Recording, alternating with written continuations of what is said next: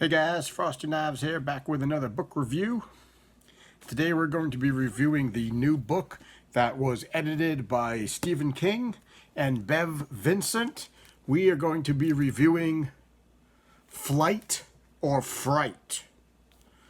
17 Turbulent Tales, or as I like to call the book, 16 mess stories and one poem that I refuse to read. I don't read poetry, I don't write poetry, and it was the last thing in the book out of the 17 stories, so I figured, screw it, I'm going to skip it, because I just don't care. So, these are 17 turbulent tales that have to do with airplanes. Things that go bump on the night in airplanes, or it's a mix of genres. Some of them are maybe historical, some of them are horror, some of them are science fiction, but different stories, different tales, different things that involve airplanes. It's like being in English creative writing class and your teacher gives you a topic. I give you a topic. Here's an airplane. Write a story about it. All 17 of you. I want 17 different stories. And that's pretty much what we got. An anthology of airplane-based stories. Does it sound boring? Yeah, mostly. So most of these stories are stories that have been written before. They have been, some of them are older stories, and there is two new stories in here, one by Joe Hill, one by Stephen King himself. We'll get to those at the end of it. I'm keeping those two for last because I have special things to say about them. But let's just kind of quickly go over some of the stories, because, hey, why not? So here's the content, right? Contents. And I'm not going to give you a blow-by-blow of these stories. Quite honestly, some of them are just not even worth mentioning. So the book starts out with a story called Cargo, which was basically a story about... and I'm going to get a little confused here because I glossed over a lot of these stories. It's basically talking about... gathering all of the corpses from Jonestown. So all the people that died at Jonestown then had to be transported in coffins on an airplane back to wherever they were going for burials. And the guy that's doing the transporting thinks he sees things. So it's sort of a haunted tale in an airplane cargo hold. It was okay. Whatever, it was okay. I'm going to give it a C because it was just whatever. The second one is a story by Arthur Conan Doyle called The Horror of the Heights. The Horror of the Heights was interesting, and I'll just say because it's a period piece. It was written at a time when flight was in its infancy. So there wasn't mass transit. There wasn't mass flights. There weren't planes that were flying 30, 40,000 feet in the air. There were just planes that were doing low atmosphere flights, maybe 10,000 feet above ground. So Arthur Conan Doyle wrote a story about what might be up there in the stratosphere, in the atmosphere. And as you go 30,000, 40,000 feet up in the air, maybe you'll find some things flying in the atmosphere, creatures and things. It was a cute story. It's definitely a period piece because you read it now and the science is obviously we know nothing is living in the sky, in the atmosphere. Certainly not giant purple, green, manta ray type creatures that are just that live in the 40,000 feet and just attack things. But at the time, it was probably neat to imagine what was up in the air, just like it's neat to imagine what's, in the ocean way, way down deep. So it wasn't a bad story. Just bear in mind that it was a period piece. So I give it some leeway for that. The next story was Nightmare at 20,000 feet. Now, Nightmare at 20,000 feet, I never knew was an actual story. For those of you who may know the story, this was the story that was based on the Twilight Zone episode. The Twilight Zone episode with the infamous Twilight Zone episode with William Shatner. You know the episode that I'm talking about. There's something on the wing, something. Yeah, that episode, right? They did that about the guy who's afraid of flying and his little gremlin on the wing. I never knew it was an actual story. And then later on in the 80s, when the Twilight Zone made the movie, they redid that same story with John Lithgow. So it's basically exactly like the Twilight Zone episode. If you like the Twilight Zone episode, you'll like the story. If you like the John Lithgow version, you'll like the story. It was pretty good. There was a story called The Flying Machine. That wasn't even a story. It was like 3 paragraphs of why flying is bad. It was stupid. I glossed over it. Lucifer. Now, Lucifer was an actually good story. The interesting thing about Lucifer was that there was this guy who finds a... Was it a ring? Or a watch? Oh, fuck. I can't remember now. He finds a little device. I think it was a ring. But it was a unique time-traveling device. He found out that he could go back 53 seconds in time. And that was it. Go back 53 seconds. So he started using this time travel thing to do horrible things. So he would go and assault somebody for like 53 seconds. And then he'd use the ring and he'd go back and it was like it never happened. And he'd do all these crimes and he'd do all this outrageous shit. And he wound up being on an airplane, but the airplane was going down. It hit like turbulence or something and the airplane was literally crashing. So, long story short, because it's a short story, at the end of the story, it ends with him being jettisoned from the airplane. But he didn't time it correctly, so he never actually avoided the crash. And all he did was sort of put himself in a time loop. So he was falling, and then he hit the time thing, and he went back 53 seconds, but he's still falling. So he's caught in this loop of, does he just repeat this 53 seconds over and over for the rest of eternity, or does he just stop and crash to the ground and die? Very interesting story. I really like that one. The 5th category... that was about torture. That was about government-sanctioned torture. I didn't really like it. I just skipped it. I read it, but I couldn't really tell you what it was. 2 minutes, 45 seconds by Dan Simmons. Yeah, well, I don't really remember that one either. So we're going to skip over that. I told you a lot of these stories were boring. A lot of them didn't feel like full stories. A lot of them felt like creative writing projects, class projects, character sketches. They didn't feel like actual short stories. Then we've got Diabolitos, which is basically about a guy who goes on an excursion to get a mask that harnesses the power of a demon. That was okay. We have John Varley in a story called Air Raid. And apparently Air Raid, for those of you who are into movies, was apparently the impetus for the movie Millennium. I never saw the movie Millennium, but that's what it was based off of, this story called Air Raid. And basically the story takes place way in the future, like thousands of years in the future, and the Earth is destroyed. People have mutated. Humans are dying. It's just this really massive shit show. So what they decided to do was they decided to go back in time. They developed time travel abilities. They went back in time and they located airplanes that were crashing, but not important airplanes, just your everyday crashing where the people just aren't going to be missed. It's not celebrities or anything, just normal crashes.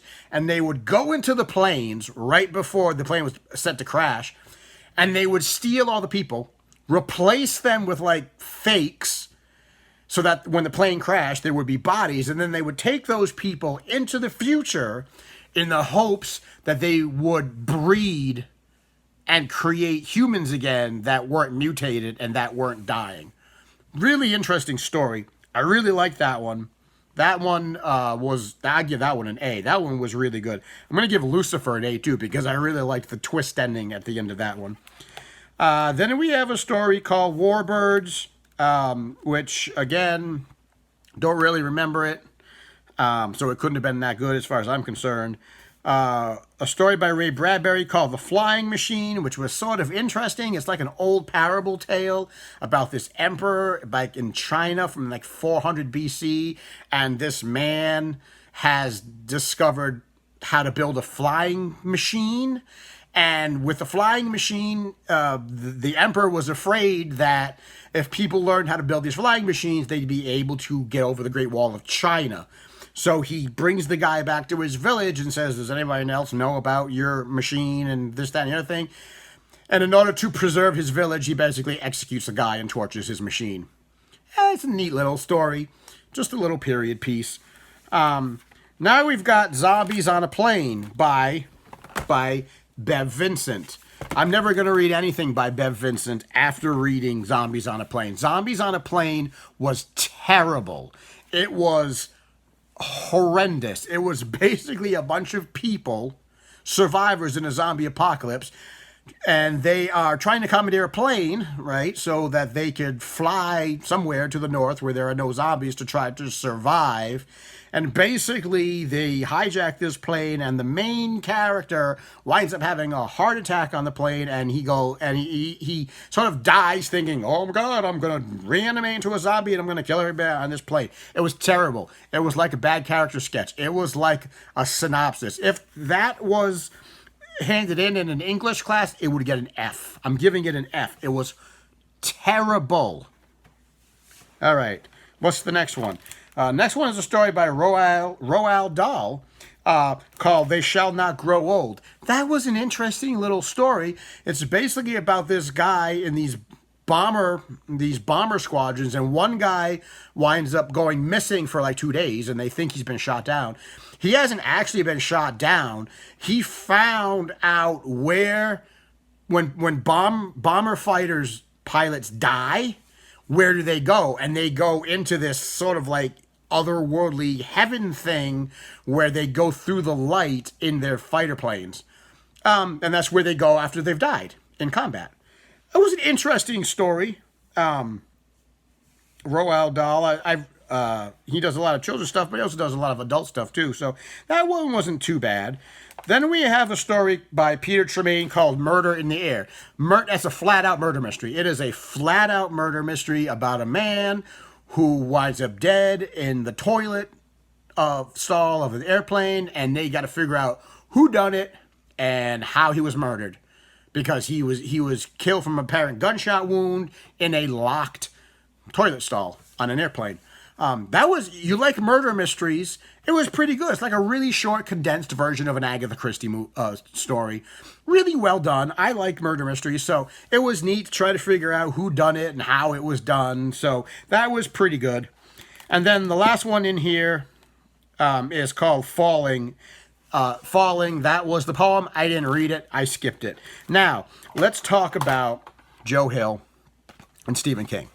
Let's talk about their contributions to this anthology, if you can call it an anthology. As you can probably already guess, this thing ain't gonna get a good rating from moi. So, out of the two, honestly, Joe Hill's was by far the best.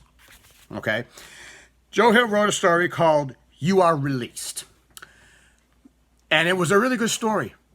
The problem is, it's already kind of been done.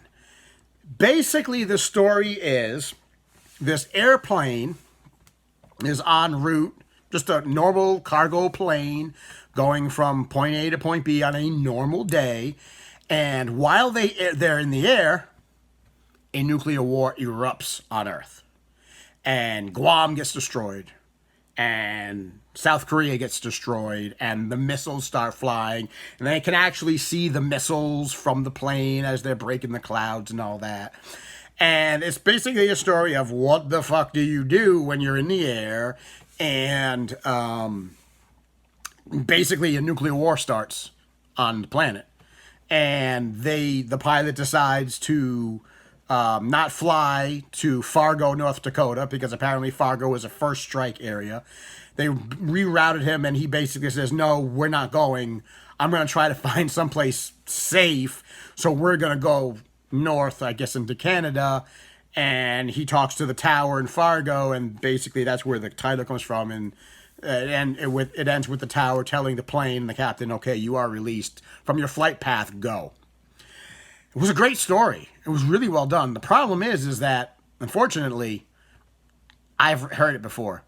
I don't know if you guys are familiar with the Fallout series of video games, but in Fallout 4, which takes place in Boston, one of the side quests is you find this plane that's crashed outside of Boston, and when you find the black boxes on the plane, you realize that the plane was flying into Logan on the day the bombs fell, and this is what happened to the plane. So take that as you will. If you've never played Fallout 4, you're going to really enjoy this. I don't know, maybe Joe Hill's a gamer and he wanted to write that. But so if you don't play video games, you're really going to love this. And even if you do play it, it still wasn't a bad story. It was pretty good.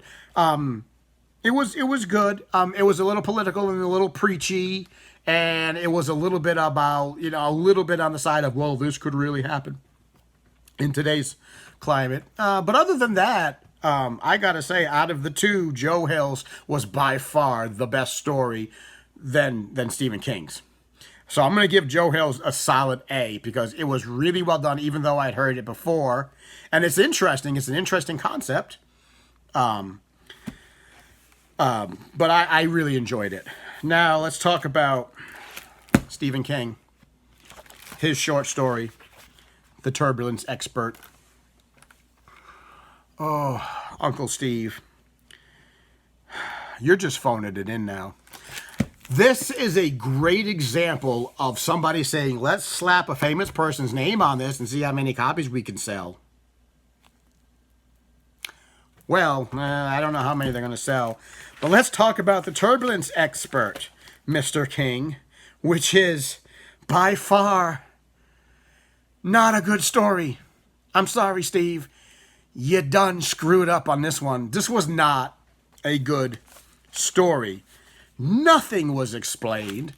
The background was shady. Stephen King has written 2 stories about airplanes. He wrote The Night Flyer, which was about a vampire who used a prop plane to get his victims. Was a good short story. Was a pretty decent movie. He wrote The Langoliers, which was a novella in 4 Past Midnight, which was also turned into a movie. It was a really good story, and it was a really good movie. The Turbulence Expert, you are not getting a hat trick because this sucked. It was literally about this guy named Craig Dixon who worked for somebody called the Facilitator who sent him on missions. This person, this Facilitator, was able to see the future. However, he could only see he had very specific future readings. He could only see the future and airplanes that were crashing due to clear air turbulence. So he would find these planes that were going to crash, and he would send these people that were called turbulence experts onto the planes. These people who were deathly afraid of flying and who were afraid that every time they got into an airplane, they were going to die. And somehow or other, that fear that the turbulence expert had on the plane was enough to keep the plane from crashing. Does it sound stupid? It's because it was stupid. If you're going to pick up this novel expecting that you're going to get a decent Stephen King short story out of it, you're not.